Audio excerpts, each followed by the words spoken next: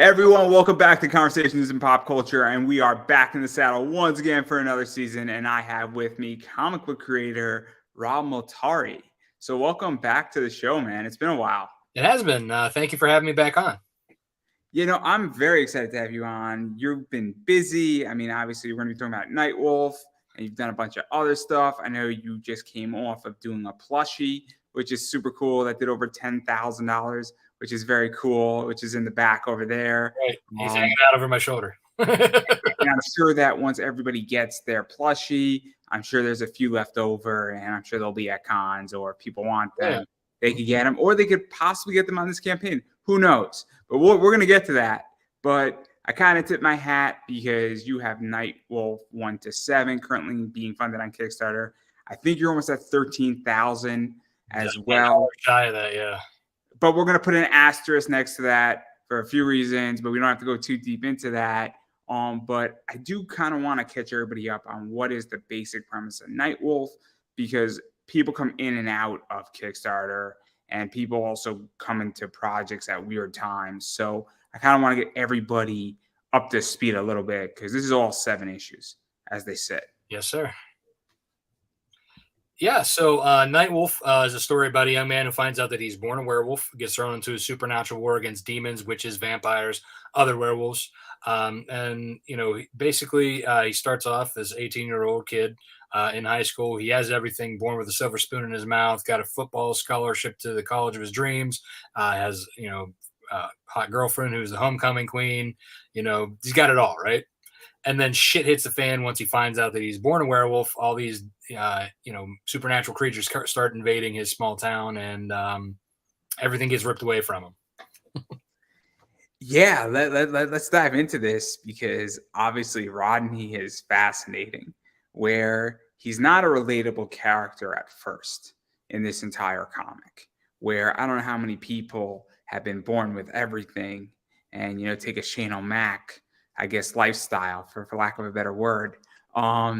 But then obviously he gets thrown a challenge where a vampire, I think Lord Malice, kind of wants his girl, and then his girl gets kidnapped, and then all this weird shit starts happening, and all these rogue werewolves and rogue vampires and, I guess, demonic creatures, for lack of a better word, come do that. And then he has to kind of face the challenge. And that's what's so cool about your book, is that we're actually testing Rodney's, I guess, positions and his morals and what his whereabouts are, and even how far and what's left in the tank, and who he is as a person. Because when you're born with everything, everything's been handed to you, you don't know how far you can go. And that's what's interesting about this book. And we're starting to see it, obviously, in issue 1, we see it a little bit, issue 2, but then when he's going through training and a bunch of other stuff. So it's really interesting. So, like, what is that like to evolve a character who's not likable into, I guess, a character you want to root for? So I kind of did that whole like Batman thing where, like, Bruce Wayne was born like with a silver spoon, right? He had everything. He was gonna, if his path would have gone down that like route of like, he probably would have been some, rich douchebag and, whatever. But, fate happened. His parents were murdered in front of him, so then he became Batman. So he went down a totally different path. So this is kind of like that same thing. When I made Rodney, I made him everything that, like, when I was in high school, I was like one of the unpopular kids. I played football, but I wasn't a star. You know what I mean? I wasn't, one of the popular kids. So what I did was, I think, like, a lot of the ones, like, I put him kind of like where I saw the people who, like, would have picked on me or whatever, growing up. I put him up there with them just to knock his ass back down, put him into real life situation where, that he loses everything and he has to figure out how to then scrape for himself, how to, learn, this whole new lifestyle, but then obviously putting the supernatural spin on that. It turns out he's a werewolf, has to learn how to live, without all the stuff that he had for the first 18 years of his life.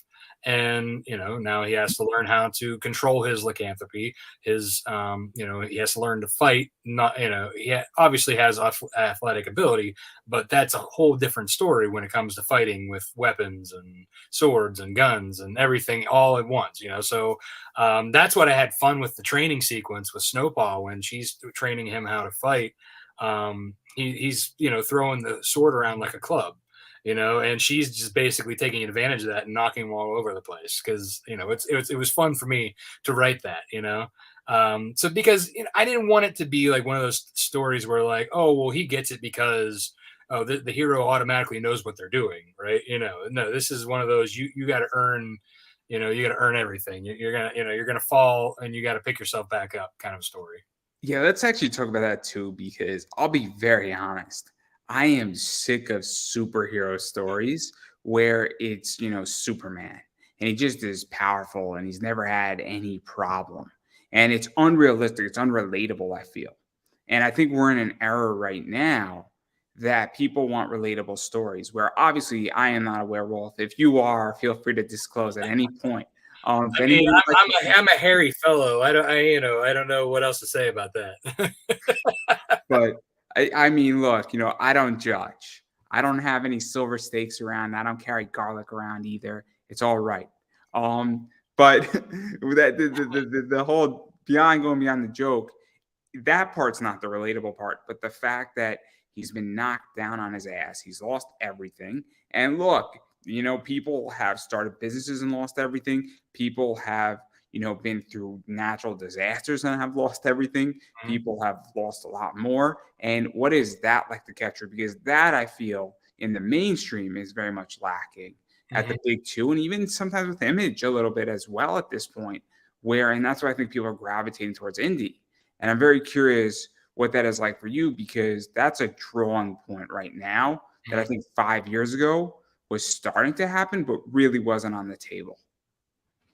Yeah, I think I agree. Like a lot of people are getting sick of the big two, just for the fact that like their stories are just kind of being the same old, same old, same old, over and over again. And with indies, like it's a lot more gritty. It's a lot more stories that like people are writing based on their experience or their creativity, without some big company telling them, no, you can't do that. We need to do this because this is what we think is going to make money.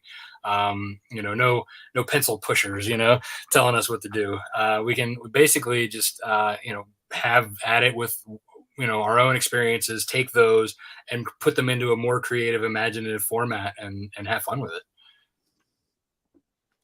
And then even going back into the story too. I mean, going back to the fighting scene, because I know that scene in a lot of ways. And obviously, I thought it was a funny scene where Snowpaw is training him, and Snowpaw is kind of this little thing, and she's kind of cute, and she's whooping his ass. It's a very, very interesting juxtaposition on that scene. It's very funny. It's very, kind of experience trumps size and brute in a lot of ways. And it's kind of funny to watch, somebody who should be kicking her ass getting his ass kicked. I mean, not to sound like mean about it, but But what is it's true. Yeah, it's totally it's a flip on the whole trope of it. It's having her be like one, she's using her intelligence, she's using her own strength, and she knows how to move quickly enough that she doesn't have to take one of those big swings from she can basically use that weight against him, like thus like using the back of the knife hilt to hit him in the face, like, and use his own weight against him, to knock him down. and then also what I like about the scene though is that she's preparing him for a greater conflict. Hmm. And it's almost in which that he needs the ass kicking, he needs the lesson in how to fight smarter, he needs to learn how to fight. And clearly, things start unfolding going past issue 4 into issue 5 and 6, Hmm. where obviously there's a lot more of these supernatural monsters that are going after him. I'm trying to, I don't think I'm spoiling much, by the way. I mean, it's a supernatural monster book. If there isn't that in there, what else? What's it about then? Also, issues, 4 has been out for a while at this point. Yeah, yeah, Maybe for sure. 5 has been out for a while, and 6 maybe a little less Yeah, so. 6 has been out for about almost a year now. Well, it officially came out in July last year, so yeah. So it's been out for a bit. I go by the 6-month rule. So that's as far as I go back. Where if it's 6 months or newer, I really won't dive into it because I think 6 months in indie is sort of brand new. It is, yeah, still. I think a year in indie is still kind of new too, but not the point. But it's very interesting that she's training him, and then because she knows shit's about to go down, and that's kind of where we're going in issue 5. Well, and Where that's it too because he got his ass whooped in issue 2. And issue 3. So like the like between those 2 issues, like he had no idea what he was doing. He thought he was just having a schoolyard fight, right? Until he changed into a werewolf, and then Black Claw changed, and Black Claw was just basically toying with him. So it was just like, okay, now he's like, I see what you got. I'm gonna finish this. So like, and then like they in issue 3 when they surrounded him in the house, like he had no chance, absolutely no chance without her coming in, without Snowpaw coming in and saving him. Because the reason why I bring all this up, and even that training scene, and then issue 5 and going into issue 6 and all these fights, is that this all kind of leads into issue 7, and where we're kind of getting to I don't want to say the final showdown because I don't think this is far from over. Oh no, we're only like stepping into the second half of this story arc. But we're getting to I guess the end of the first act, Mhm. where something's about to go down that's going to sort of shift things. I feel in issue 7, and there's going to be at least some type of strike that's going on against Lord Malice. There's going to be something that's going on that might affect Rodney. Obviously, Rodney's girlfriend might be playing a bigger role in all this at some point, and there's going to be a pivotal shift at, Mhm. at the end of issue 7. And there's a reason why this book, because I feel like issues 1, 2, and 3 in particular were kind of nicely paced. And then issues 4 was, kind of the neutral zone. And now we're going downhill running. Mhm. Issues 5, 6, and into issue 7. And what is that like? Because Rodney is ready for a fight. He's clearly more prepared, and it's time that he sort of struck first. At this point, so in issue 6, without getting too much into it, they actually the Dark Covenant finds them where their safe house is, and it kind of like forces their hand to move. So like issue 7 then becomes the okay, we're forcing you to then now have to counter strike, if you will. So this is forcing them to then take the offensive instead of being defensive the whole time. So now they're going on the offensive. And this, so starting with, after issue 7, 8, 9, 10, 11, 12, it's basically, they're taking the offensive. There's going to be several key things that happen in the earlier issues that get readdressed later on in the issues. There's a lot of things that I've sprinkled along the way that start to, the subplots start to get tied together. Yeah. Let's kind of dive into this because this is one of the things. I'm a huge wrestling fan, and there gets a point where one wrestler is making an offensive strike against, and then I forgot. Chris Hero said it really well, where good wrestling is like a Shakespeare play, where in Act 1 it's one sided, Act 2 is the other, and then Act 3 all hell breaks loose, and that's when you get all the crazy flipping shit. Is Mhm. Act 3. Now it could end good, it could end bad, it could end unsatisfying, but you don't get the flippy shit in Act 1. And there's something very interesting that's going on where it's nice to see that now the Dark Covenant has been really making offensive moves against Rodney, against Snowpaw. Obviously Rodney has a few allies, and now they're going to make offensive moves back and push that line. Mhm. And it's kind of nice to see that because I feel a lot of comics don't know how to do that, where they almost make the enemy and the bad guy constantly pushing and pushing and pushing. And we see it in the big 2 a lot, where it's almost 90% the bad guy pushes, and then in issue 6, the good guy pushes the line all the way back. Right, yeah, it's like a Listen, last minute saves the day situation. and so what is that like to kind of now we get, Rodney doing some offensive shit and we get that build up back and now we're in the neutral zone again. So that's kind of where I feel we're going a little bit in this. Yeah, like I said, at starting issue 7, they started pushing back, and it's going to continue on. There's going to be pit stops along the way, as they're trying to make their way to the Dark Covenant stronghold. But it's there, but they're still like it's not like it's going to be constantly moving to the point where like once like you said, once the shit starts flipping around and shit hits the fan, the last couple of issues are just going to be just ball out crazy, like with a few twists here and there. And also, what's going to be cool about this is that on this road trip, I guess, to the Dark Covenant strongholds, no, there will not be beer pong on that road trip. I promise. I promise everybody. I'm not the writer on this, They but wish I'm it would just be. saying. But obviously, there's also going to be maturity going on.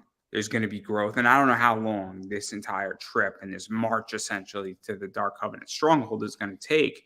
But what is that going to be like for you? Because again, this is a big turning point on issue 7, Mhm. where we're now getting into there's going to be real consequences. I think there is a pretty big consequence in issue 7 that kind of happens. That I don't know if it's fully revealed at the moment. I think it sort of was hinted at the end of issue 6, and it's definitely going to happen in 7 that is going to shift things. And there are real consequences that are about to happen. And I have a feeling on this road trip and this march, there's going to be some serious choices being made that can result in some pretty devastating consequences. Yeah, there will be. You could plead the fifth at any I mean, point. I'm not going to say which way, how way, what way, but there are some choices, there are some things that get made, and things do kind of go awry. But Again, I'm not saying too much. even to dive into that, because I'll throw it out. I don't think I'm going to reveal anything major. There is a concept called finalization. And this is one of the reasons why I think manga is killing it, is that when a character gets killed in a manga, minus Dragon Ball, they don't come back for the most part. Mhm. And I feel like there's going to be finalization in Nightwolf, meaning that if a character dies, that character is not going to be revived. Or if a relationship gets broken, the relationship, I mean, technically could be mended, but it will not be the same. And I feel like that's one of the biggest problems in comics right now is every time you kill Superman or you do something with Batman, 6 months later, we're right back at square one. I mean, how many times have we told Batman's origin story? And again, we don't need that again. I mean, we're having a Flash movie that's somewhat going to be telling Flash's origin story. Do we really need that? I mean, it gets old. And so, what is that like for you? Because I think that's one of the attractions when you have shit hitting the fan and there's dire consequences. I think it's very attractive at this point. Yeah, I mean, I'm one of those guys that like to kind of dangle like the happy ending and then take it away, kind of a thing. But I can't. Again, I can't get without getting too much into it because I have, like I said, there's some twists in there. That like Jen goes back with her old boyfriend is really what happens, guys. That's what's going on. let's just say that starting issue 3, the new story arc is set up for the continuation of his journey. But I'm not going to say exactly what that means or where. Rodney decides to become a baseball player, not a football player. He realizes the money in baseball is much greater. Only if they go on strike. And then he took up hockey during the strike. But anyway, I mean, I rooted this book for everybody. This is the point. I'm telling you, that'd be the greatest ending to your story. She's like, I guess football is not for me. And he was like a shortstop. Oh, it'd be great. It'd be great. Just terrible. But all jokes aside, I mean, it's also really interesting going even further into this, where obviously, I mean, the Dark Covenant is also fascinating in what they're doing and how they operate, because I don't know if Lord Malice and Rodney have actually faced each other directly either at this point. Not yet, no. And so that's a whole interesting point as well, where one of my favorite movies of all time is Wrath of Khan. And, I've discussed this with people. Gone! It's a brilliant movie. They never ever interact with each other. Between Kirk and Khan, never interact with each other. Yet they're almost playing a game of mental chess in a lot of ways. And if you actually look at it, and this, I mean, I've read I think the first five, so I haven't read six, and I haven't read seven yet of Nightwolf. But in a lot of ways, I think Lord Malice is playing a game of chess Mhm. with Rodney, where I think he's trying to figure out, cool, obviously, he views Rodney as a threat. And, he's testing him with goons and rogue werewolves and vampires and goons and bats and rogue bats and other creatures. And I feel like he's testing him and also seeing what he can and can't do. And then, I think where Rodney now going on this march is kind of launching, I guess, an offensive back on the board. Mhm. And that's what's really interesting. And then maybe I'm reading too much into this, but I very much view it as a psychological game as much as it is a physical game. It is. There's a lot of like kind of mental torture that's going into this as well. Kind of like throwing when you want to when you're playing chess, you kind of want to throw your component or your opponent off balance, kind of or even like in any kind of like game or whatever. If you can get your opponent to not think clearly, you have the game in the bag, right? So there's a lot of that going on. Plus, so because this isn't the only Dark Covenant that's out there. Each region has a Dark Covenant, and this is the one, the local one, if you will. Um, but they all still answer to the Dark Lord himself, and he basically has them. So let's look at him as like the king, and we'll say Malice is like one of like the knights or the rooks or something, in that kind of a situation. And Tartarus, the demon, is kind of like he's like the queen, if you will, moves all over the board. And there was a point. So this issue 7 is a very big backstory that you're going to get of how Malice came to power. So we'll actually get that. So you'll see his backstory and how he came to power, and kind of put you in perspective of like, okay, well, why is he doing this? Why is he so obsessed with Rodney's girlfriend Jennifer? And kind of like what gave him the edge to be, the master vampire of this Dark Covenant. Whereas like there's going to be a shift in power later on, but I'm not going to say exactly how that shift in power takes place or with who, but there are other forces at hand. And let's just say that, there's another chess game being played unaware, well, maybe not unaware by Malice, but Malice may be not focusing on both games at the same time, if you will. I could use so many codes, so many codes. I have so many ways I could say this. Um, I'll use a very cool code that might get us both in trouble. Eric Cantor. That's a good code to use.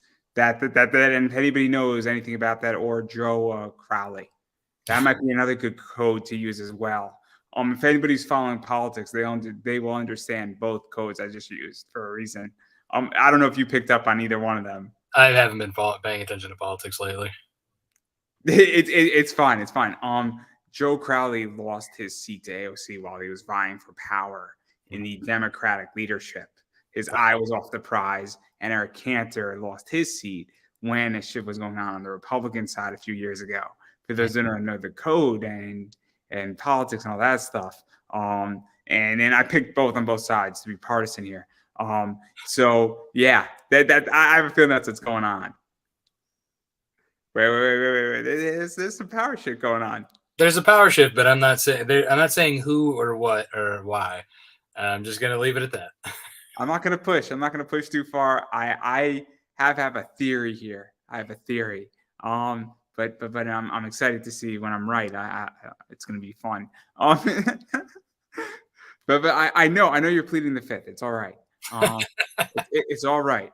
Nick Cannon would be proud. Um, I plead the fifth. yeah, yes, it's so good, so good. I don't know how he had twins with Mariah Carey. God bless him.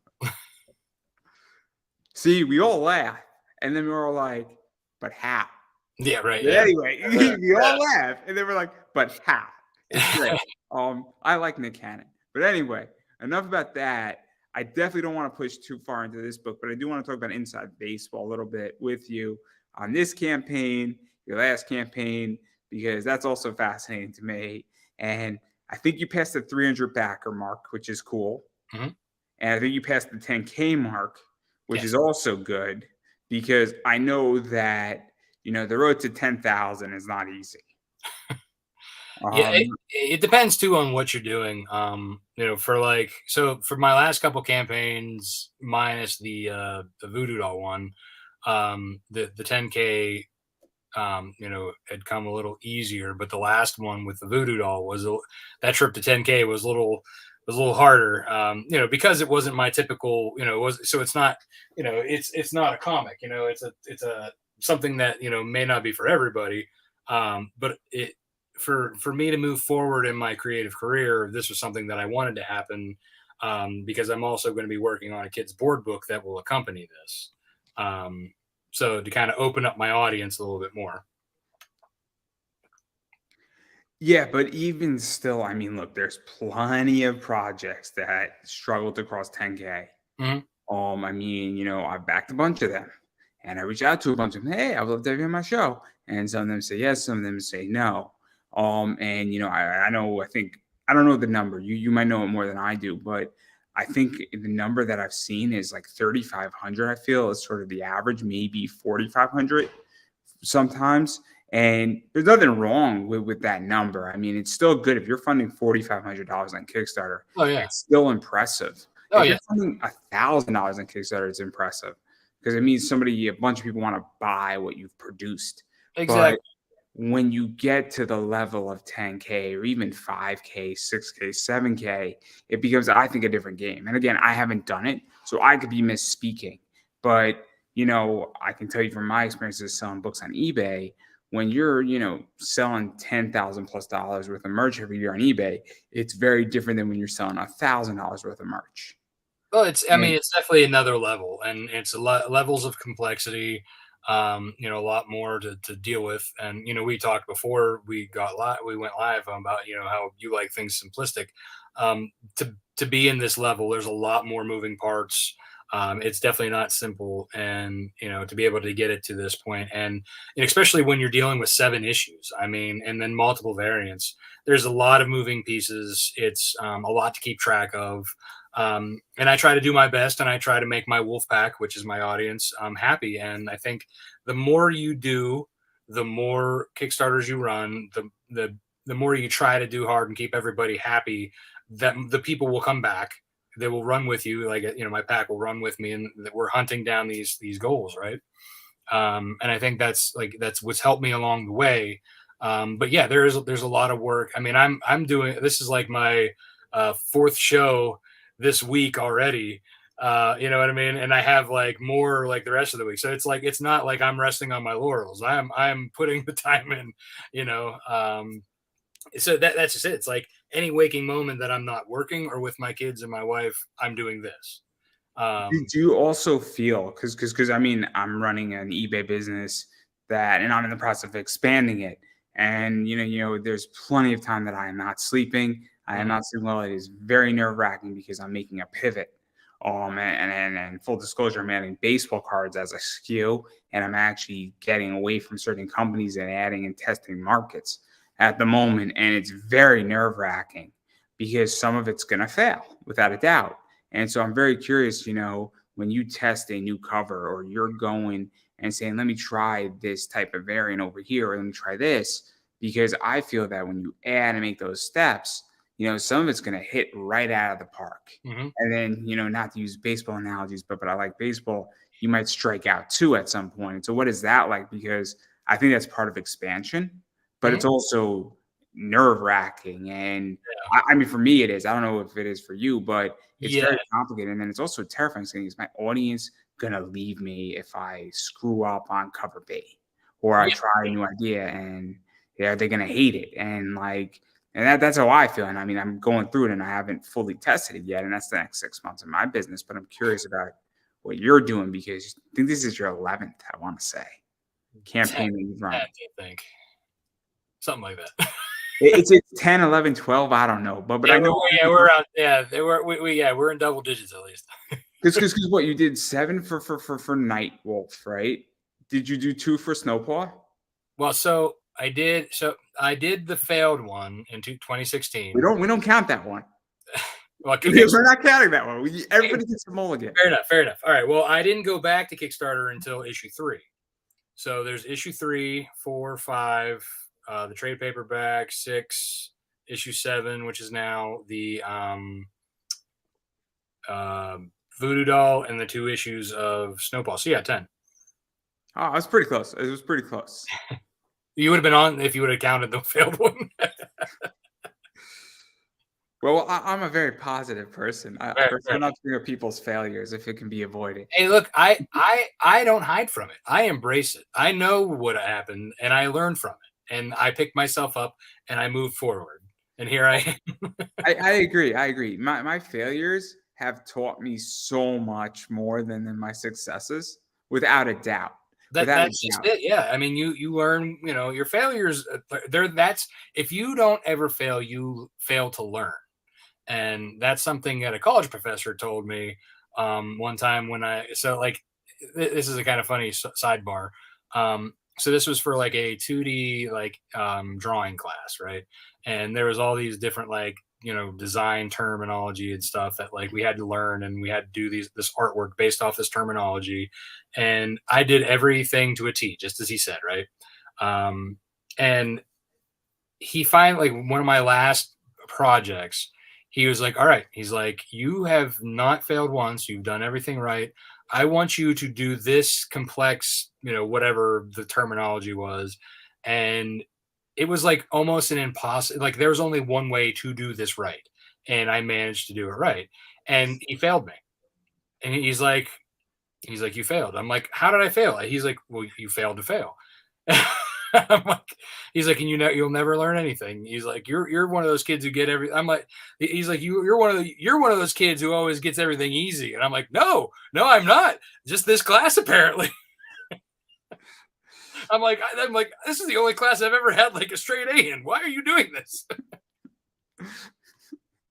So yeah, that was So yeah, so basically, failure is something that helps you learn and move forward. Because if you keep succeeding at something and you're not knowing what you're doing right, what do are you going to try everything? Or eventually, if you try the same thing over and over and over and over and over again, eventually you're not going to get the same kind of response. Well, we all know that I tried something, and oh boy, it was good. I was successful on Kickstarter, but oh my God, the amount of hate that I got for what I did. Oh my gosh. But don't worry, everybody. There'll be ample time to hate me continuously for my next project. And you'll hate me not because it's not great what I'm going to do, but because you didn't think of it. So it's all right. It's all right. But I learned a lot from my experience on that campaign, and I realized who's in the foxhole with me and who's not. That's what I learned, which is a very valuable lesson. Is a lot of people say they're there when they're not, and a lot of people who say they're not there wind up showing up out of nowhere, and they're like, "Hey." And it's very interesting. It was a very interesting experience, and it definitely changed the way I function. But this isn't about me. This is not about me. This is about you. It's about your book. And obviously you've done a bunch of stuff with that. And I even want to dive further into this because I think part of what you were also touching upon is finding your audience. Mm-hmm. And I don't know if you've seen Tyler Carpenter kind of talk a lot about this. A few other people have spoken about this. I'm a big Russell Brunson fan, who's ClickFunnels, who has a whole book about this. That's very cool about finding your audience. It's called the Dream 100. It's a Mhm. brilliant, brilliant tactic. If you have not heard of it, I recommend that everybody go look it up. It will change your life if you implement it. But I don't have time to go into it here. Go buy the book, guys. It's $10. It will change your life. But what is that like for you? Because you don't get to 10K without finding your audience and finding the tonality of your audience and understanding what your audience or what your multiple audiences want in Kickstarter. Because I don't know if there's the one audience for Nightwolf. There might be an audience specifically for cover C's in you, and then they might not give a damn about anything else. And there might be an audience for just the cover B's or for certain artists that you have. Like I mean, you have Courtney, Rose, Mhm. working for you, and there she has a following. So somebody may not care about Nightwolf, but Mhm. they might care about her book. Right. Nothing against her, like your book personally, but Mhm. there's fans of artists, right? Right, exactly, yeah. And Uh, it's nothing against you, but I'm just saying that those Wolfie pasties, they sell everybody. They're I mean, really howling how at the can you not moon. like a face on there, right? Oh my gosh, it's really howling at the moon. Oh, But yeah, so going back to like the failed Kickstarter, I didn't have an audience then, and that was clearly an issue. So that was something, I learned from was that I need to build this audience up. And I started, once I saved enough money to put out issue one, started going to Comic Cons. I started building my audience from each con, traveling, traveling, traveling. And then issue two came out, same thing, continuing to go through cons, building my audience there. And then when issue three came out, I was like, all right, well, I can't wait to save money again. People are wanting this. I need to put it out faster. So that's when I decided to come back to Kickstarter. But at that point, I had developed an audience. I started, the Wolfpack started running with me from all these Comic Cons. And that got the ball rolling, the snowball, if you will, because it's been rolling ever since. And that's with each campaign and each Comic Con, each, whatever, like it's grown and grown and grown until we've got this pack who's hungry for these books. And that's most of my fans clearly they're werewolf and vampire supernatural readers. Some are just people who are like, oh wow, that was great art, hey, they saw it at Comic-Con, I'm going to check this out. And then they've come along for the rest of the ride. And then, as you said, then there's the fans of the artists that I work with who have come in and then stuck around. So it's like I said, it's a growing thing. It's in continue. If you do a good job, you're good to your audience. um you have a great story, great art, they're going to come back. And then even to go further, and I'm just curious your opinion on this as well. One of the things for me is right now I'm actually kind of taking a break from Kickstarter, being way more selective because I have a lot of not late Kickstarters, but just projects that I'm owed that Mhm. are within the relative time zone that they need to be in. Right. But you have 40 of them that are owed to you. That's I'm not so that is extremely a lot. yeah, so some of them are a year out. Some of them, obviously, if you're saying, "Look, I want to go to a better printer with this book," I get that because I want a better product, especially if it's a hardcover 460-page book. Mhm. Rock and roll posters, I got no problem waiting another 2 months for that. Well worth it. And I know the guy's going to deliver, but at the same time, I'm like, look, I am now at a point where I got a lot of projects I'm owed. But I also feel comfortable with a bunch of the people who owe me those projects. And what is that like? Because I think that's one of the biggest problems on Kickstarter is that there's an issue of trustworthiness. Yeah. There's an issue of timeness at this point. And, I mean, I'm a big proponent where I'm not happy that you could launch immediately after if you've proven yourself. I actually think it's not the best thing for the industry. I think that there should actually be more time that you can't launch. Like you could finish a project and launch a week later. And I actually think it's a real problem because, and my reason why is that people say, oh, well, the big two do it or all the people in Diamond do it with previews. And yeah, but there's also repercussions, there's safety precautions Mhm. where if I pre-order my book and you don't get me my book, I could call up my credit card company or my comic shop and be like, "Where's my book?" Mhm. And now my comic shop is going to get on the phone, or conversely, they might cancel the whole thing and refund me my money.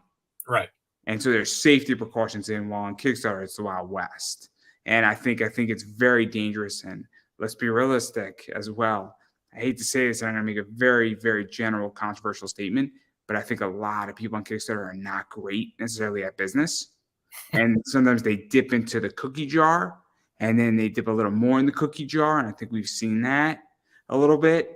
And I have a feeling people are using their tax refunds to get their books done right now. It's just a theory I have. Yeah. I have a feeling we're gonna get a lot of June, July, and August books this year. I got a feeling.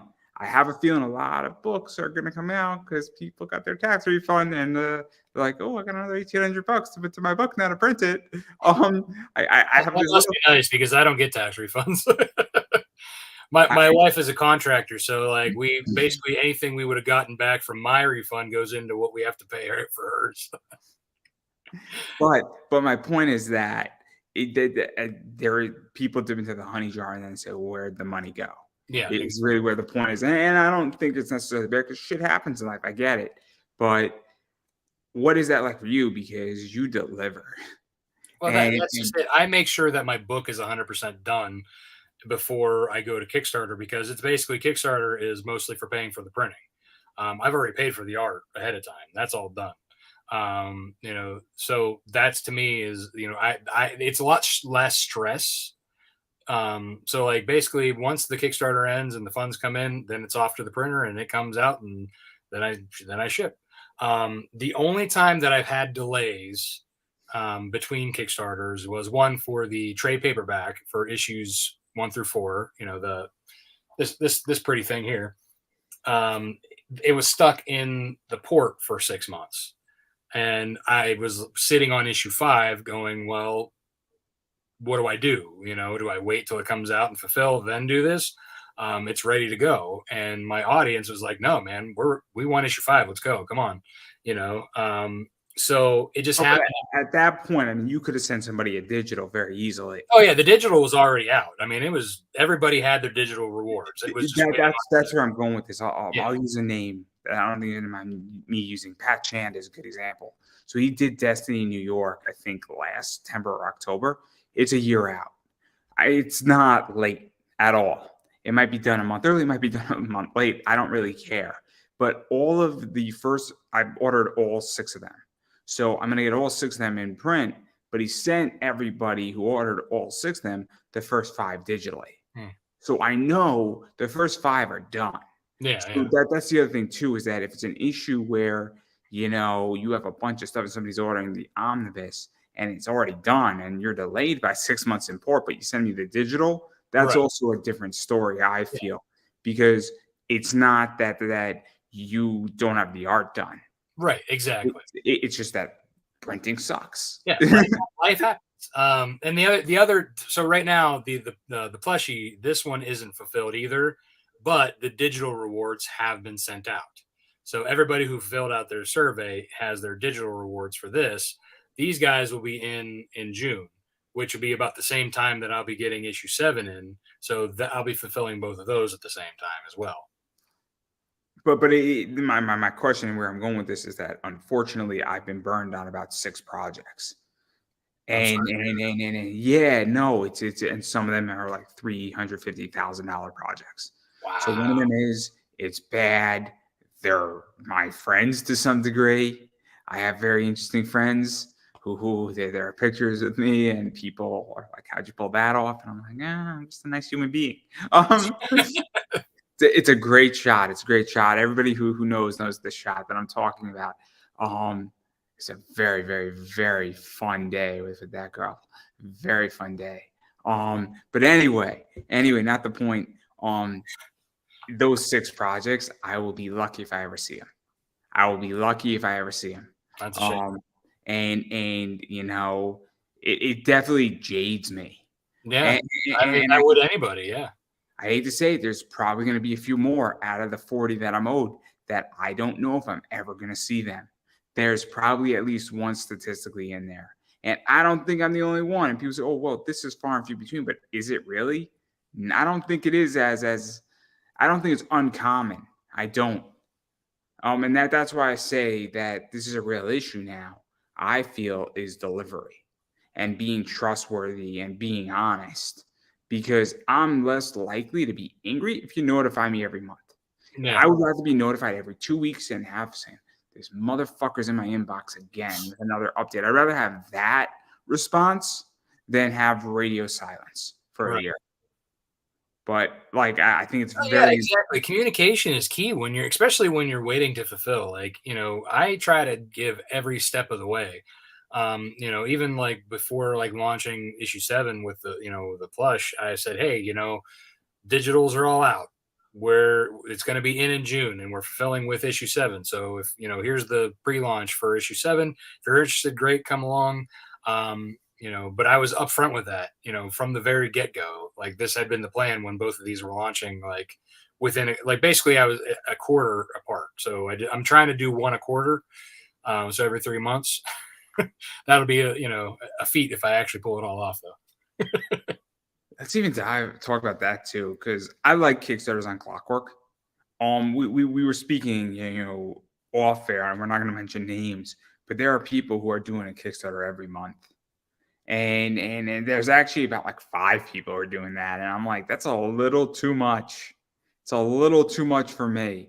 I mean, my wallet can be drained, and I don't know about you, but I make a good living. I don't make a great living. I make a decent living. I live below my means, but I can't back a Kickstarter from the same person every single month. You Yeah, know, it's tough. I mean, and I'm a father of 3, and it's like I'm living paycheck to paycheck. Aside from doing this, you know what I mean. So yeah, I mean, I want to back as many as I can, but I can't back everybody. So I try to share as much as I can too. Like, if I see something that I think my friends or family or my wolf pack will like, I'll share it. Um, and but that's, to me, I think that's just as good as if you're sharing. Because it gets more eyes on the project, and not. I'll throw you even a better one. This is what I say at the end of every interview. It kills me. What I want more than anything else is I want people to subscribe to me on YouTube. I want people to watch my content, share my content. It's crazy to me, and I'll be very honest. A share is just as valuable. Like, obviously, I want money because to run what I'm doing is expensive. I mean, it's not ultra expensive. My bills are about 500 a year to run this project, Yeah. which isn't terrible. It's not hard. I mean, I can do it out of pocket if I wanted to, but sponsorships help. They tremendously help. $5 helps a lot. Even if I got $200, it reduces my bill down to by 300. And it just so happens that I had to cut Hootsuite out. And I liked Hootsuite, but it was $650 for a year. That's That's all. insane. Yeah, That's a like, there lot of used to be money. a free one, yeah, exactly, and they're like, "Oh, well, we're getting rid of our free one." I'm like, "Well, I guess I'm not using you anymore." It used to be 200 and I think $80, which That's was affordable.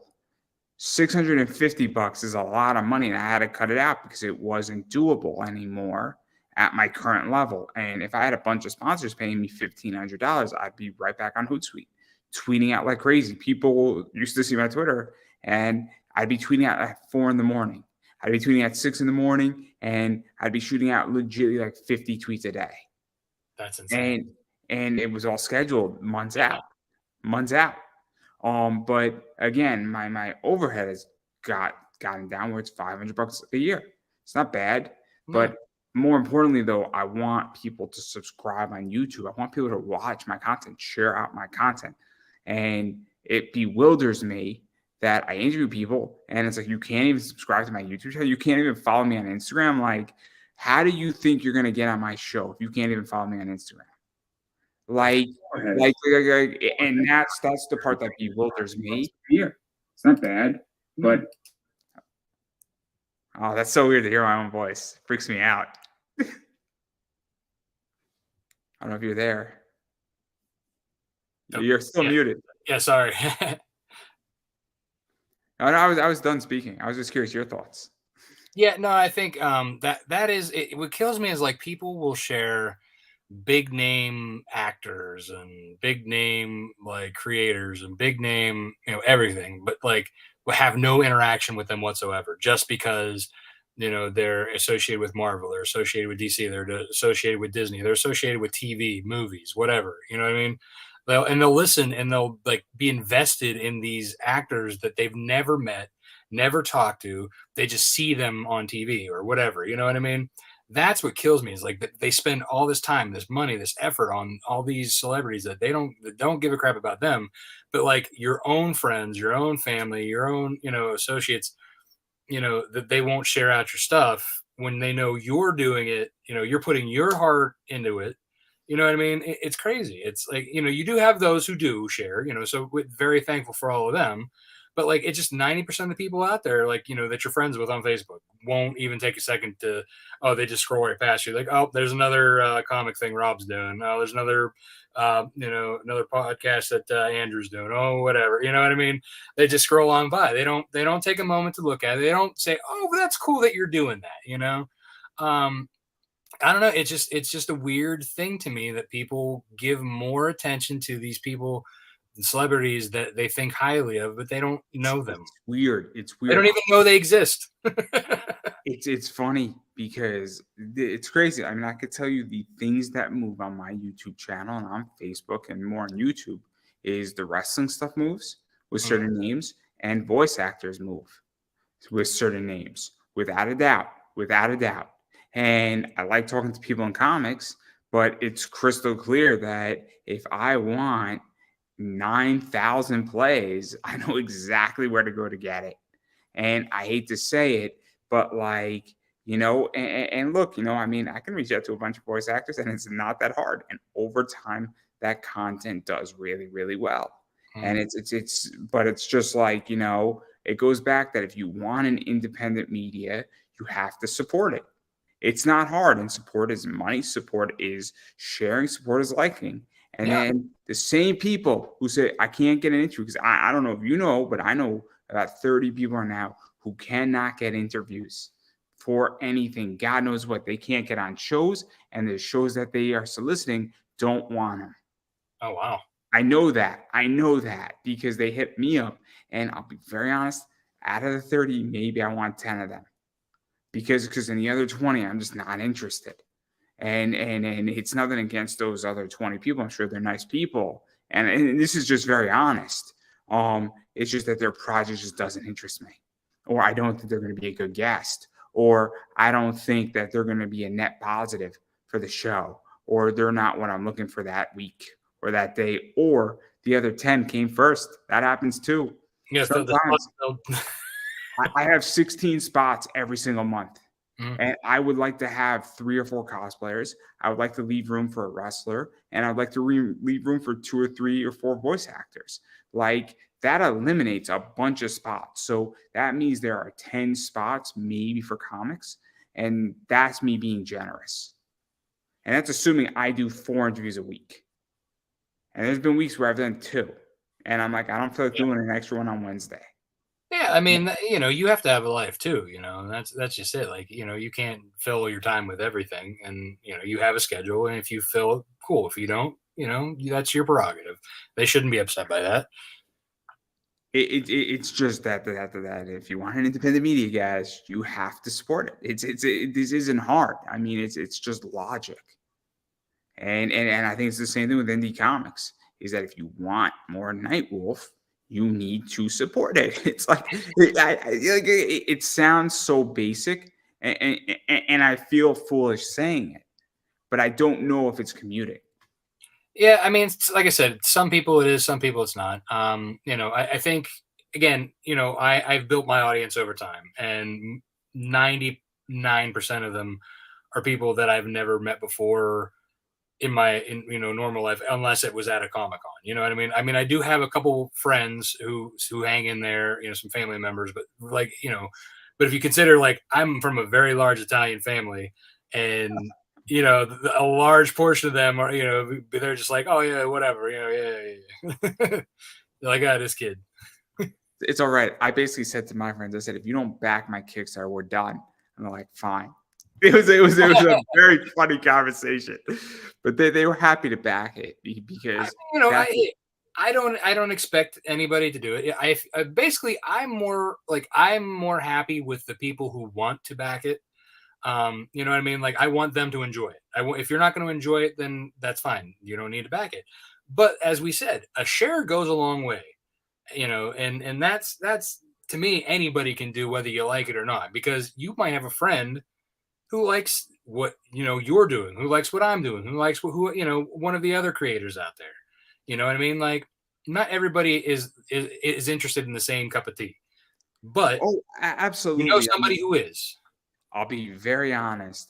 If I'm, and this might come off mean and not good, but if somebody said, "Do you have a romantic book?" It's not my cup of tea, right?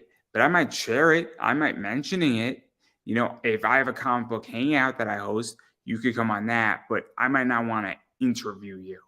It might not be my jam, or I might look and say, look, this is not really my cup of tea, or Mhm. I don't know if it's going to vibe with my audience. And it could just be that, but I'm not going to disparage somebody's book Right. just because somebody has a romantic, book. It's just not for me. But then again, I've openly said to people, if you have a racing car comic book, you get to come to the line first. So I haven't done one of those, and I'm into it, and I want to do it. And whoever has one, I've said it before that I'm looking for certain things. Like if you have a military book, like a real military book, you get to cut to the front of the line. Like I will cancel somebody to get that in, because it's what I'm interested in. And that's the other thing too that bewilders me is that I tell people exactly what I'm looking for, and I get nowhere with it, and it drives me crazy.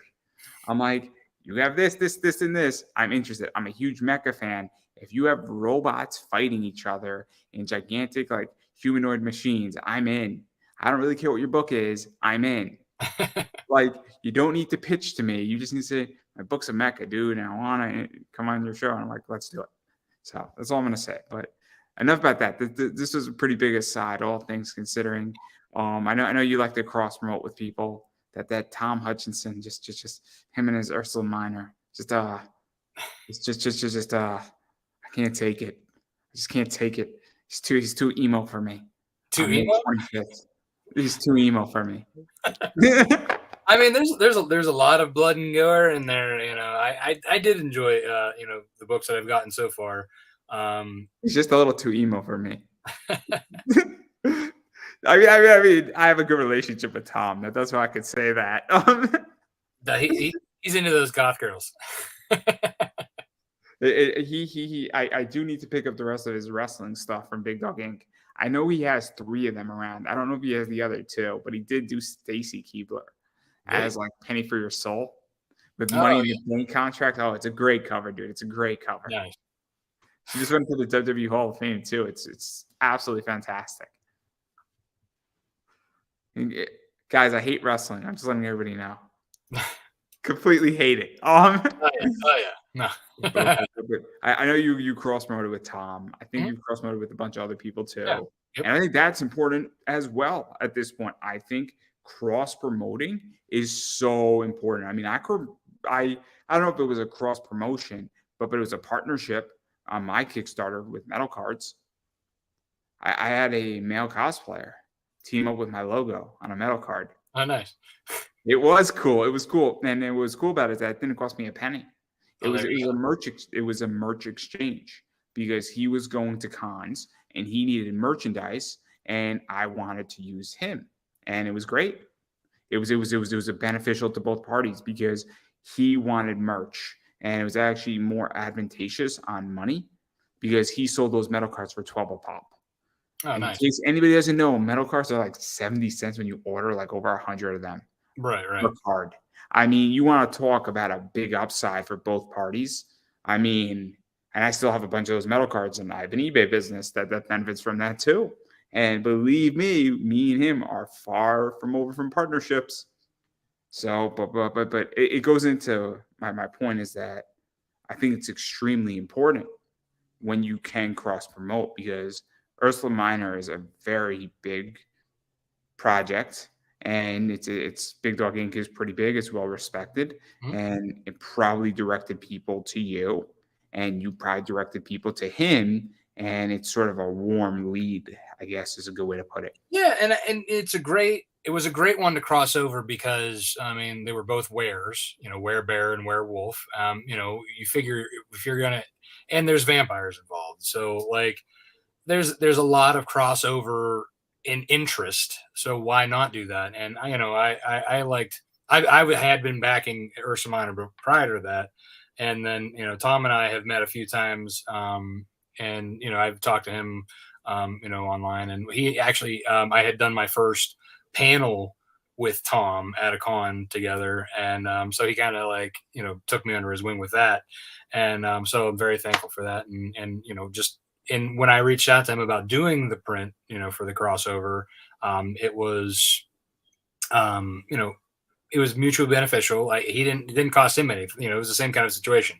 Since I'm the one who came to him, you know, I did the art with Carlos Herrera, who is my Nightwolf illustrator, and you know, I sent, I since that's part of the plushie that didn't get fulfilled, I will be printing those out and I will be fulfilling them. So you know, for Tom, it was just like, hey, you know, just using, you know, he's like, all right, yeah, use my character, let's do, you know, that's all, you know, it came down to, and it was cool because like the the print for that was a kind of an X-Men homage. It was like kind of like Wolverine versus Sabretooth in the snow. Like that's like kind of where that like came about. So like as like what like Nightwolf was kind of like in the position of like Sabretooth, where Ursa Minor being like Wolverine, but with like the paws instead of you know the claw the so that was that was fun to do, and I've done that with a couple other ones, like Charlie Stickney with White Ash, one of my favorite indie books out there, and so seeing like his you know elf character with Nightwolf was awesome. I did a few with Snowpaw. You know, Wes Hartman, he does Savage Sasquatch. So seeing you know Bigfoot fighting Snowpaw was a fun, you know, so like it's entertaining for me as much as other people when you're doing these crossovers too. Yeah, no, I just think it's very important, and I think that crossovers matter at this point. Where I think as much exposure as possible. Oh yeah.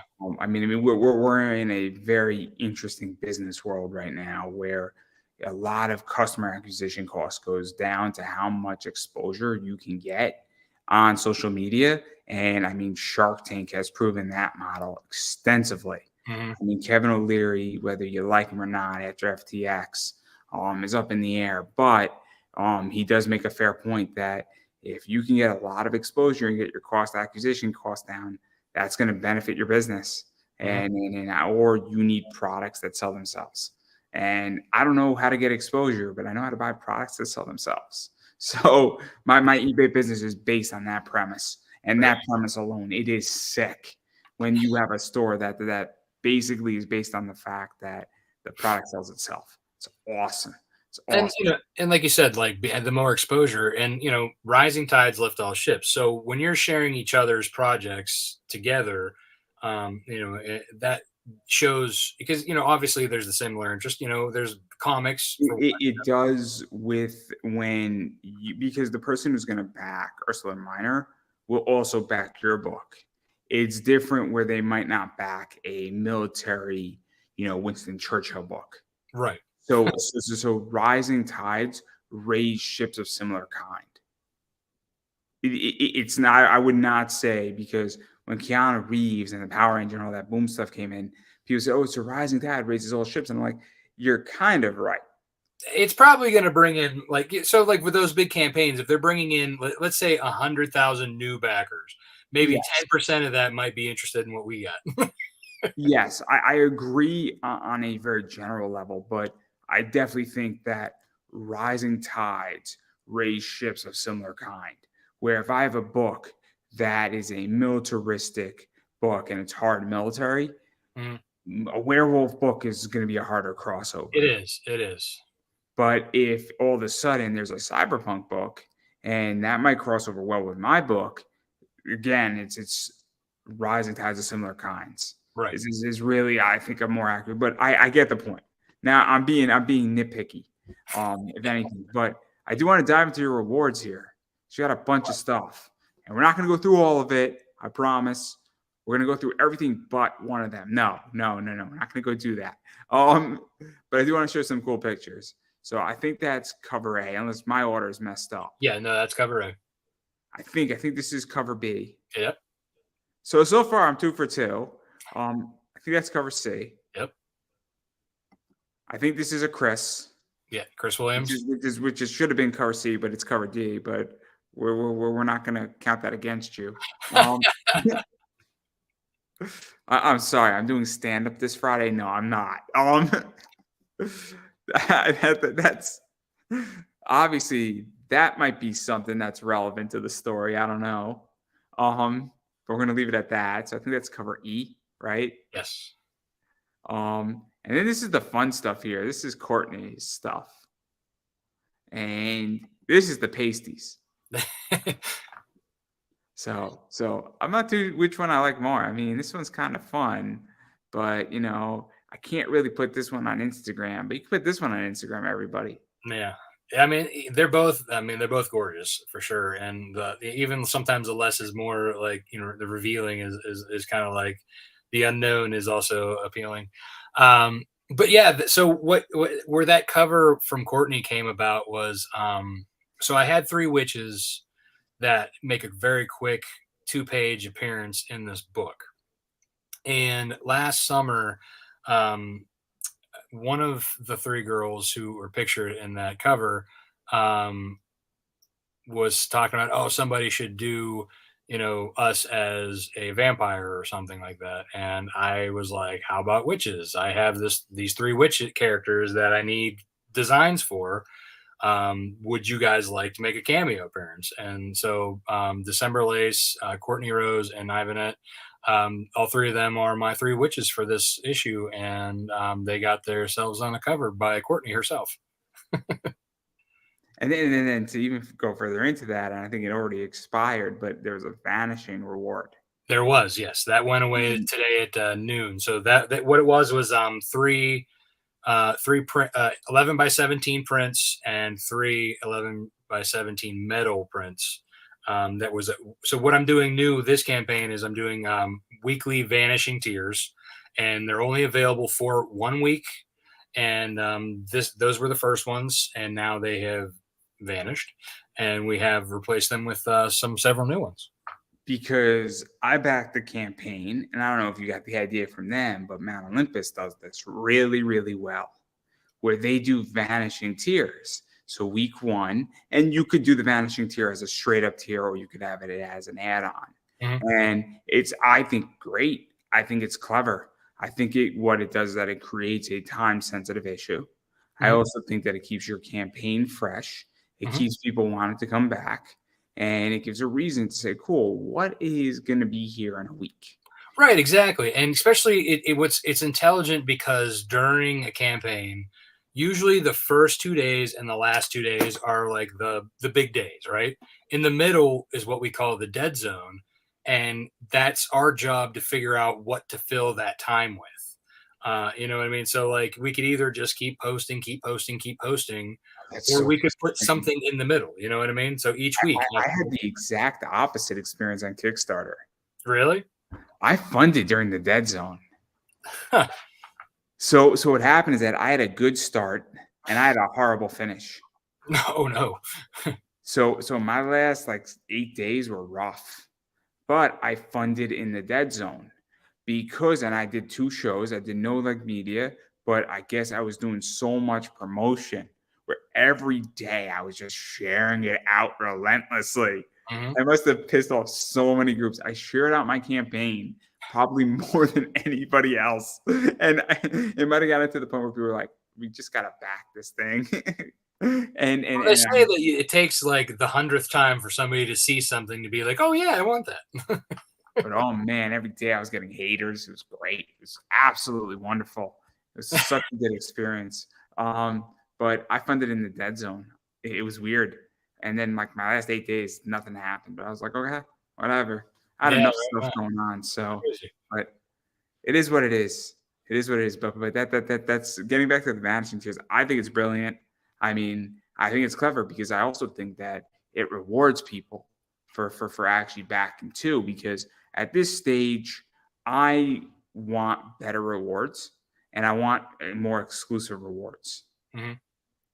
And I want things that I can't get so that you're not going to bring this vanishing tier to a Comic Con. No, not at all. And if somebody missed it, well, you're out of luck. And that's just it. So that's part of the vanishing tears too. I'm doing like a tin sign and a wall art along with these 11 by 17s and the metal prints. These are things I am no way going to be able to take to a Comic Con. So this is like a one time deal. You get it, you get it. You don't. Sorry, this is gone forever at this point. You know what I mean?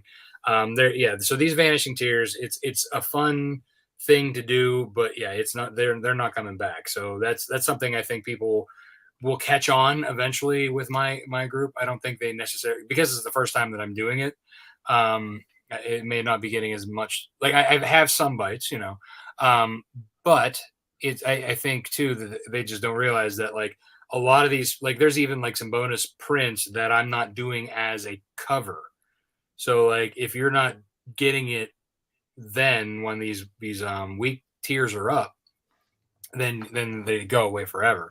So definitely take advantage on these exclusive prints and metal prints and the tin signs and the wall art, because once that week is gone, they are done. Yeah, no, when I do my first book, I'm not going to do a vanishing tier. I don't think vanishing tiers are good on the first one out. No, no, no. You want to be, you definitely want to have some kind of establishment before you play with that. Yeah, I'm not. I mean, my idea is it's either it's going to be loved or it's going to be hated. Oh, it's going to be so good. I'll tell you after. It's so good. It's oh man, it's epic. It's a whole new ball game. It's like I'm going to change the game, guys. And you could all laugh. You could all laugh. You could all question. But when I change the game, you know, you heard it here first. But then you have a bunch of other stuff too, where I think you have this, which is a bunch of, I don't know if this is all like the regular covers. Yes, that's those are all the standard covers. So that's issue 1 through 7, the standard retail covers. And then you have this, which is a bunch of variants, I think. Yeah, the limited covers. So you have that. Mhm. And then you have this, which I'm gonna go out on a limb here and throw something very odd out here. And I could be completely mistaken, but these covers seem to all connect. Yes, those are Now, so those are connecting covers, and they're Kickstarter exclusives. I was just making sure because Yeah, yeah, yeah, yeah. Those are connecting covers for sure. Except for that last one with the Envu cover, that clearly doesn't connect with the other six. and correct me if I'm wrong. Was this did this first come out on the last campaign? Yes, that was a part of the Voodoo Doll campaign. There's 100 printed, or there's 200 of those each. So each issue 1 through 6 in that connecting cover, there's 200 each. I think only half of them were claimed in the plush Kickstarter. So there's still another 100 available for this campaign, but they are only being sold through Kickstarter. They will not go to a Comic Con. They will not go to on my online shop. Only Kickstarter. Kickstarter exclusives. So what is that like? Because I think that's very, very interesting. Where I hate people in comics where if I ever do this and I haven't decided fully, but if I have a book that is exclusive to Kickstarter, it will only be on Kickstarters. Now it might take 5 Kickstarters to get rid of the whole stock. Mhm. Or if I have a book and I do my own variant for my eBay store, I'm not going to bring that to a con. I'm not going to bring that. I want it purposely on eBay, Mhm. right? Like to me, that's the point of the book. I hate when somebody brings an exclusive Kickstarter to a Comic Con, and I'm like, so I could have bought it at the Comic Con or on your Kickstarter. Like, why would I do it through Kickstarter then? Right. Like, to me, you want to drive traffic to certain areas with certain products. Mhm. Like, if you were Well, that selling, you can only take so much inventory. So if I take every single one of those covers, I wouldn't have room for anything else. I'm just saying, I actually think it's a betrayal even more than an inventory problem. Oh yeah, that definitely. I think that's another big pet peeve of mine, where I think I understand people want to make money, but if you have, I'm only going to sell this on Kickstarter, then you better damn make sure you only sell it on Kickstarter. You know, it drives me mad. It drives me crazy. And I don't get it. But I digress. What do I know, right? I have opinions. I don't really have anything to back my opinions up with. But no, it's a valid point. It's an integrity thing. Yes, very much so. And then I think you have like a retail package, which is pretty crazy. Your retail package is what? I think the math is like what, like $225 a book? Yeah, something like that. I'm really good at numbers. I have a real problem. Yeah, it's it's wholesale for the retailer so that it's affordable for them and that they can make their money back. It's the point of it for them. I want to. For me, it's exposure. For them, they're going to make money on it. That's the thing. I can't. So I'm getting in this game, right? So I pick up retail packages. If you sell me a book, so if the MSRP of your book is $20, the price point of that I need to be at your book is $8. Now you might say, why do I need to be at $8? It should be 50% off, or I want to sell you my book at like 15. It's because eBay charges 13%. I have to put money aside for taxes. I also take a risk, and I want a bigger upside. If somebody's to sell me 50 books for $400, that's a really good price point if I could sell those books at $15 to $16. But it's not great. I'm making $4 on the book at the end of the day. I'm not making a killing. I'm not making a killing on that. On $400 and 50 books, if I make $1,000 on it, that's a really good rate of return. That's a 60% upside. Yeah. I think. Yeah. 60% gain. Math is somewhat my strong point. But it's the terminology sometimes gets you. yeah. But the point is that I'm not making a killing. And that's not including all the taxes and all my fees and all that. And that's what I think people don't understand in comics is retail. Because I don't think they've ever asked a comic shop. I don't think they've ever asked an eBay seller. And anybody who wants to interview me to talk about this, more than happy to talk about it for an hour. We could talk about why for an hour about this and my perspective. But nobody wants to talk to me about that. No matter what. Nobody does. It's crazy. They're like, you ever read a book, Andrew? And I'm like, okay. I'll read a comic book and then we can talk about it. That'd be great. But anyway, I digress. I know there's that, which is like $225 a book, which is really good. And then there's the standard ketchup variants, the super rare variants, the super secret variants, the golden variants, the Pokemon variant. There's a shiny Pokemon in there somewhere, I promise. There's any type of variant you want. I think I got like 15 of them. Like packages. Something wrong with you. Simplicity is the key. Look, fulfillment is a nightmare. I'm not. No, would never be. But it does get done, and and if I ever mess anything up, please let me know. I'll make it right for you. and then there's the alpha tier, the omega tier, the beta tier. The Sigma Pi tier is in there somewhere. There's all these mystery boxes. Everything in the kitchen sink. There's like a $99 commission, like with everything else tier. There's a reason why we're not going through all this. We didn't go through it last time either, and I barely made it through the page. I barely made it. But then again, I was watching the Knicks game, which they won, guys. They won. So they're going around round two, guys. Finally. But anyway, and then I think there's like a commission by Carlos Herrera, I want to say. And so there's that, and there's some other stuff, and then there's like t-shirts and sweatshirts and CGC books and mystery things, and I don't know how you do it.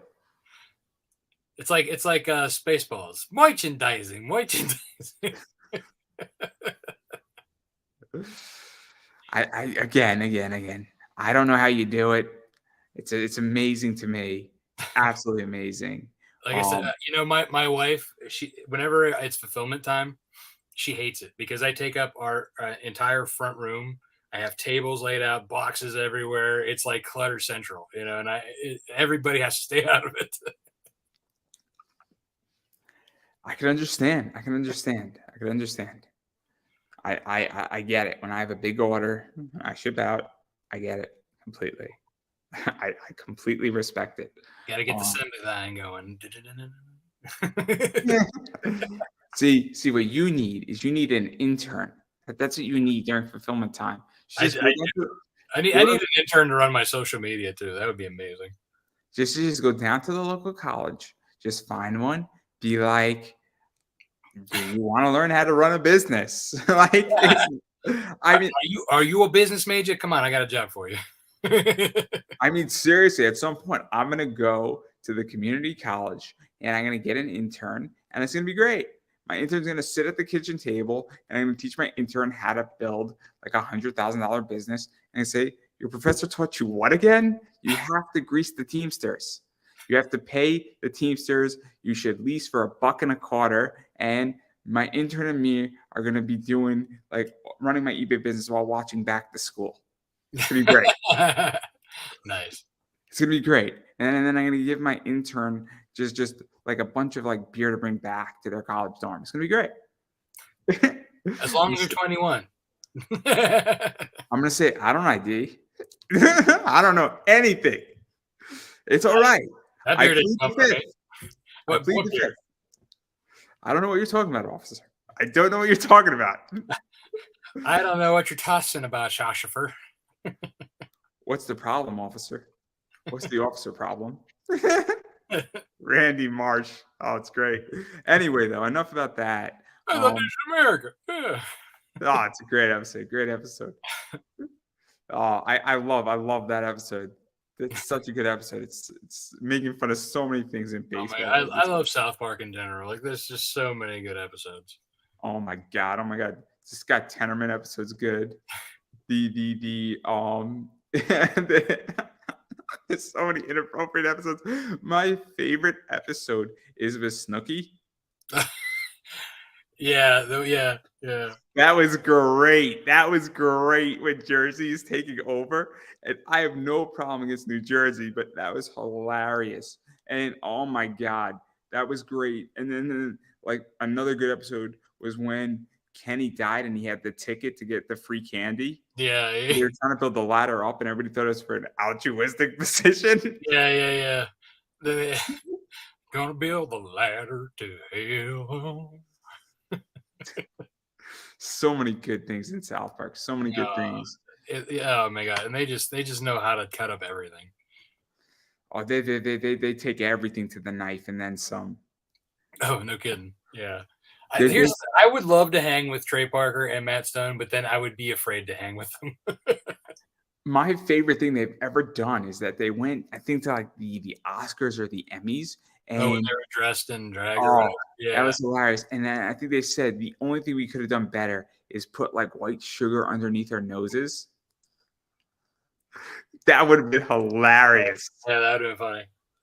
But oh man, they're the best. They're the best. It's so good. And Family Guy is like a close second because they touch everything too. Mm. And they go also really far, really. Oh, yeah. I mean, they keep pushing the boundaries because, like, at one point, what are they going to do if they don't? You know? Oh, just crazy. I mean, it's crazy. But we have Family Guy because Seth MacFarlane got drunk and missed his plane on 9/11. That's why we have Family Guy, everybody. It's a crazy story. He basically missed his plane and he would have been on that plane. That's insane. That is crazy. It's just a crazy world, and there's a saying where I think we all have a fate, and I mean I'm not religious, but I don't know any other way how to explain that. But I digress. I mean, that's a Final Destination thing waiting to happen to him later. Oh, Final Destination, great movie in so many ways. Such a good movie. Oh man, what a great movie! Brilliant. So many ways, but I digress. Yeah, that's pretty much everything on your campaign. I don't know what's not on your campaign at this point. I'm just saying. I mean, there's stuff. There's things. There's everything. It's like, oh man. My goal when I run mine is to take 10% whatever you've done, and I think I'll be happy. Believe me, I would have been happier too. Like I said, So it's gonna be a fulfillment nightmare, but I'm gonna do it. I'm gonna get through it, and everybody's gonna be happy because they get their stuff. actually, now that I think about it, if I do what I'm gonna do, my thing's gonna be easy as fuck to fulfill. Now that I think about it, it's actually gonna be super easy. Oh man, people are gonna hate me. People are like, Andrew, that's fulfillment. I'm like, dude, it's done. Out, it's out the door. It was done yesterday. But Andrew, your campaign's not over. I know.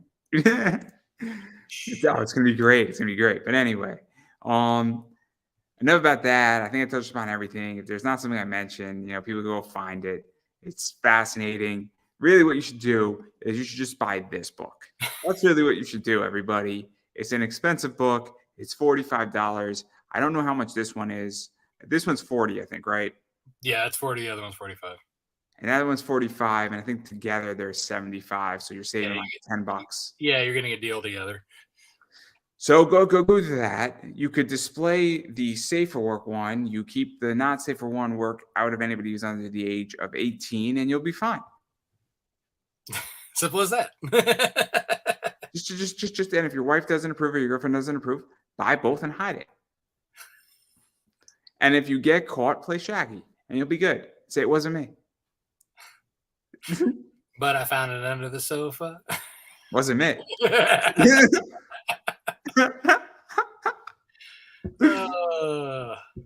That's all you have to do. That's all you have to do. And then your response, if that doesn't take, is just start speaking like Sting, and you'll be fine. Don't worry, it works every time. It works every time. Every time, guys. But enough about that. I definitely want to back out of your whole campaign. Now that I potentially ruined your chances at ever having a successful career, and believe me, mine are gone too. So I didn't even start. Yet. But I am curious where you think the industry is going, because you've been doing this for a while. Now that you and me are both exiting the industry collectively after this interview, hey, it wasn't me. But hey, but in all seriousness, though, beyond the joke, where do you think it's going? Because it's definitely changed in a lot of ways. A lot of shit's going on. There's a lot of weird stuff, I think, going on in the industry. And there's been a lot of shakeups that have happened, I think, in the last 3 years. COVID really, in my opinion, was a massive shakeup that had a bunch of, I guess, smaller shakeups is a good way to put it. Yeah, I think so the big two, I feel like they're struggling more. One, because their stories are just regurgitated, over and over again. So it's not, so everything's stale. Even like the movies are starting to get into like this, they're not as impactful as they used to be. I think with the industry as far as indies, there you see, so there's like the smaller ones, they either have kind of, they got through the pandemic, they got bigger, they kept going. So like in my case, like for me, like I got through it stronger and continued growing. Then there's the ones who it came along the way, and then they kind of stopped. And then there's some that are starting now that are trying to get started, but they're not as much. I think, with the economy the way it is at some point too is also like an issue, as far as like people would rather put groceries in their refrigerator and gas in their tank at this point. So it's kind of like they're being more choosy as to who they're going to back. Um, so I think that's kind of like where. Do you also feel that, and this is just my take, is that now that it's nicer out, I kind of want to go to an outside bar. I'm, a young single 30-year-old guy, and me and my friends want to go out to, on a Friday night to an outside bar when it's nice and sunny. And, obviously that's discretionary income is going to that, where that becomes a $60 night for all three of us. Right. So, and we think it's, worth it. So now I'm not backing somebody's campaign for $60. Right. Yeah. And Yeah. it's Go outside. Yeah. I mean, there's other places you can do, like before, like during the pandemic, people were stuck at home, so they couldn't spend their disposable income. They were buying books to be able to entertain themselves at home. Now you're not, that's the other thing. So I think the people who have built the audience, they're still moving along. The ones who, unless they're going to Comic Cons and building their audience that way, and then bringing in the Kickstarter, I think they're having a little bit more trouble. But then, then you have like the diehard fans of like the big, 100K plus Kickstarter, so those giants are going to be there forever. So you just have to learn how to pivot and move with the times and just figure it out. Fair enough. Fair enough. Fair enough. Again, I'm very, very torn on it. I don't know where the industry is going, but I can tell you that I've made a lot of changes in my business based on a lot of stuff, and hopefully I'm right. That's all I can say. Hopefully, and we're gonna find out because I'm testing different SKUs, and a test cycle for me is going to be a $500 expenditure, and it's a 6-month process, and I'm in month sort of 2 and sort of maybe a half. It just takes time to gather data and to see what it is. And I don't mind spending $2,000 to test 4 different SKUs, drop the 2 that don't work, and double or triple or quadruple down on the 2 that do. Right. Because it's a small loss for a massive long-term gain. That's just how I feel. But that's a whole different business conversation for a whole different podcast. That's a tax write-off too. What would you say? So that's a tax write-off too. Yes, it is. It's a nice tax write-off. It's a super nice tax write-off. And then with the 1099Ks coming, not very happy about that. Last year wasn't a bad year. It just is not going to be as good as this year, which is good. Because I didn't have a 1099K last year. It's nice. This year I do. Everybody's going to get one now, so it sucks. It's 200 items or $600. I do $600 in a minute on eBay. Like legitly on January 4th, I did $600 this year. 3 days in or 4 days into the new year, I'm like, fuck. And then I find out that the 1099K was starting in 2024's year, or you get a 1099K not for 2022, you get it for this year, but you get it like next year. It's whatever. So I'm like, great. But I thought it was actually retroactive for 2022, which was nice this year in tax season. Because I got a tax refund this year, which was super nice. There you go. And I funded a Roth IRA. So there you go. I got a super tax refund. If there's ever a superhero for me, it's super tax refund. I digress. It's so many ways. I don't know how that even happened, but actually I do. But that's not the point.